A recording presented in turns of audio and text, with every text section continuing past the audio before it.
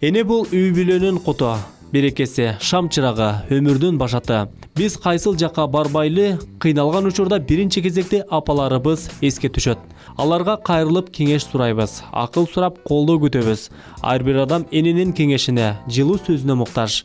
4 балалуу 70 жаштагы Саламат апа да пенсия жашына кирсе да, талыкпай эмгектенип келет.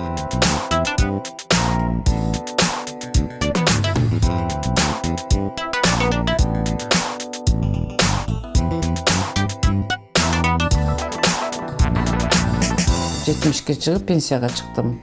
Бирок биз эми 2 доорду көрүп калган адам катары бүгүнкү көйгөй балдар бакчалары абдан жетишсиз болгондуктан, балдар бакчаларында өтө орноштуруу кыйын болгондуктан мен өзүмө максат коюп, үйдө отурууну туура тапканым жок. Мына бирөөнүн үйүн арендага алып, жеке менчик балдар бакчасын ачайын деп ойлонуп, мына 13-жылы ачканмын. Мына быйыл Кудай кааласа 6 жыл болуп атат. Мына ошол балдарды азыр 3 группаны ачып, ошо мамлекетке бир тагынан жардам катары мына балдарды тарбиялап атабыз.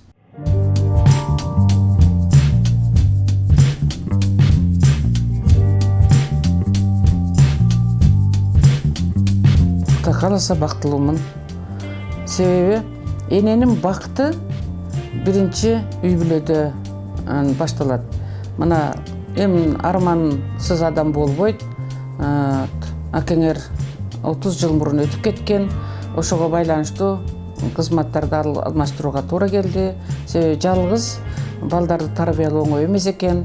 Кыздарга билим бериш керек экен. Алардын баарын жогорку билимдүү кылып коюу бир гана мугалимдик кесип менен, өзүңөр билесиңер мугалимдик кесиптин деги айлыктын аздыгын, ошого байланыштуу мен Уркуя Салиевадан кеткеним ошол болгон. Себеби бизнес чөйрөсүндө да аракет кылып көрөйүн деп.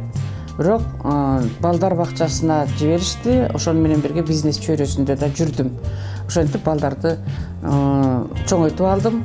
Эми ал 30 жыл мурунку жалгыздыгым азыр балдарымдын бактысы менен толуктанып атат.